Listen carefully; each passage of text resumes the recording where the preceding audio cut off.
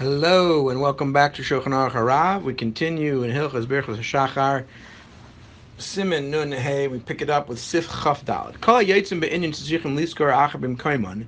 Anyone that we talked about last time, anyone who leaves town, and because he now is the minion, he's leaving. He's only 10 people, and he makes it so they have to hire somebody in his place, or he has to hire somebody in his place, right? So pay them to come be part of the minion. Also, he also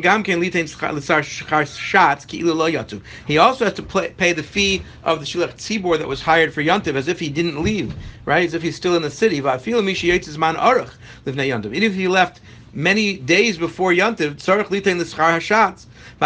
he's got to pay to hire the money that they're going to pay to hire Shulchan Tzibor, and the money he has to pay to keep the minyan full, the person who's taking his place, as if he had left just the day before Yantiv. It doesn't matter. Since he's not coming home on Yantiv to his house. If he intended to come back before Yantiv, but he couldn't, and he wasn't permitted to go wherever it was he was trying to go, and he has now got to go back, but he can't. They won't let him come in, whatever it is. Putter, he doesn't have to pay. I feel he doesn't have to pay for the Shulchan Tzibor. I feel he gives man haregel, even if Yantiv arrives and he doesn't get there. And there's no minion. V'hushu anus mamish. There's got to be a real inus, something really that was out of his control. If he wasn't allowed to travel back, or whatever the case was, because he owed somebody money or some other negligence on his own part, that's why he couldn't come.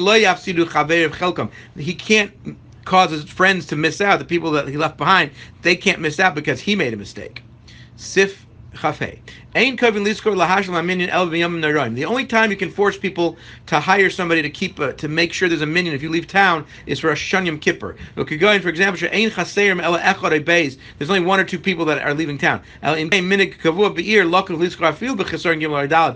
the minig of that city is to force people to hire someone in their stead, even if there's 3 or 4 people, meaning there's almost the majority of the minion are gone, but people will still stay because they force the other people, the people who are leaving, to hire somebody.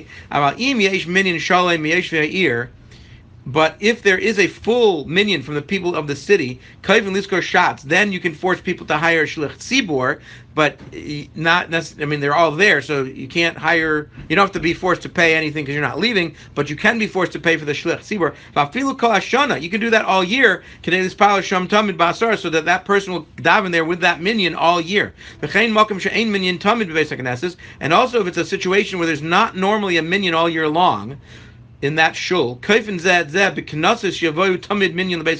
you can force people with penalties to make them come to daven in the shul. It should not be mevatel the consistency of a minion. And we're going to finish Mr. Shem now Siman Nun Hey with Sif Chavav. Yeshuvim shetzrichim liskor minion v'shlach tzibor. If there are people in cities where they have to hire a minion to be there, and they have to hire a shlach tzibor to pay money, v'yesh sevivos shirogin lavoy gam kein sham in bnei beisim, and then there are people who live nearby they commonly come as well with their families, then ein tzarich litain klum le'yishuv. Those people who come, even though they come regularly, they still don't have to pay anything. If